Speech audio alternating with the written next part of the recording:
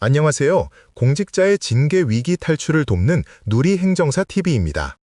12월 연말 송년회 시즌이 다가오면 저에게 상담 요청이 급증하는 특정 분야가 있습니다. 바로 성비위 관련 징계 문제입니다. 맞습니다. 회식 자리에서는 분위기가 너무 풀려서 평소에는 절대 안 할 말이나 행동이 나올까봐 솔직히 걱정이 됩니다. 특히 요즘은 말 한마디도 조심해야 한다고 하는데 어디까지가 실수이고 어디부터가 성비위가 되는지 정말 헷갈립니다. 저도 마찬가지입니다. 피해자의 입장에서 보면 가볍게 던진 농담이라도 듣는 사람에게는 심각한 성적 불쾌감을 줄 수 있거든요. 그런데 징계가 내려질 때는 보통 어떤 기준으로 경중이 나뉘나요? 막연하게 중징계라고 하니 너무 두려워요. 매우 중요한 질문입니다. 공무원의 성비위는 국가공무원법상 품위 유지 의무 위반으로 징계 대상이 됩니다.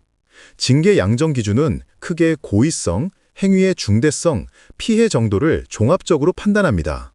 쉽게 설명하자면 단순히 말로 불쾌감을 준 경우는 경징계, 감봉, 견책에서 시작할 수 있지만 성적인 접촉이 있었거나 지위를 이용한 압력, 갑질이 수반된 경우 또는 피해자가 지속적으로 고통을 호소하는 경우는 고의성이 인정되어 중징계, 정직, 파면으로 직행할 가능성이 매우 높습니다. 그러니까 술자리에서 분위기를 띄우려고 했던 말실수도 그 수위가 넘어가면 바로 징계로 이어진다는 말씀이시군요. 혹시 구체적인 사례를 들어주실 수 있을까요? 네.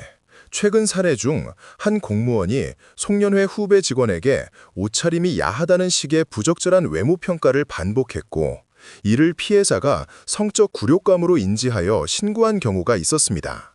이는 직접적인 신체 접촉이 없었음에도 불구하고 징계위원회에 회부되었고, 최종적으로는 감봉 처분이 내려졌습니다. 의도는 중요하지 않고 피해자가 느낀 불쾌감이 핵심인 것입니다. 정말 경각심을 가져야겠네요. 특히 직장 내 갑질과 성희롱이 결합될 때 더 위험할 것 같습니다. 높은 사람이 술을 강요하거나 불쾌한 발언을 해도 거절하기 어려운 상황 자체가 피해를 키울 수 있으니까요. 맞습니다. 최근 징계는 성희롱과 갑질이 복합적으로 적용되는 경우가 많습니다. 이제 예방만큼 중요한 것이 사건 발생 직후의 초동 대처입니다.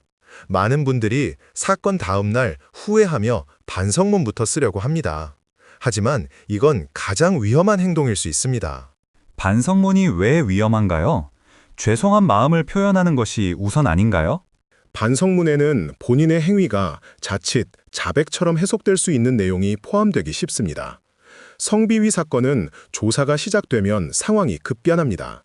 따라서 가장 먼저 해야 할 일은 감정적인 사과나 섣부른 행동이 아니라 사건의 사실관계를 정확히 파악하고 전문가, 특히 징계 절차에 능숙한 소청심사 전문 행정사와 상담하는 것입니다. 징계 절차가 개시되면 조사기관에 어떤 자료를 제출하고 어떤 진술을 하는지가 징계 양정을 결정하는 데 결정적인 영향을 미칩니다. 상담을 통해 징계 혐의에 대한 전략을 수립하고 혹시 억울한 부분이 있다면 이를 입증할 수 있는 자료를 체계적으로 확보해야 합니다. 결국 초기 대응을 전문가와 함께해서 사실관계를 객관적으로 정리하는 것이 중요한 거군요. 감정적인 대응이 오히려 불리해질 수 있다는 점을 명심하겠습니다. 네, 맞습니다. 징계 처분이 확정된 이후에는 소청심사 청구라는 행정 절차를 거쳐야 하는데 이때도 초기에 확보한 사실관계가 가장 중요한 증거가 됩니다. 정리하자면 연말 송년회 자리에서는 나의 말과 행동이 타인에게 어떻게 비칠까를 먼저 고려하는 예방적 자세가 가장 중요하며 만약 사건이 발생했다면 감정보다는 전문가와 함께하는 신속하고 이성적인 초동 대처가 필수입니다. 오늘 저희가 나눈 이야기가 공직자 여러분의 안전한 연말을 준비하는 데 큰 도움이 되었기를 바랍니다. 다음에도 유익한 행정 정보를 들고 찾아뵙겠습니다. 구독과 좋아요는 큰 힘이 됩니다. 감사합니다.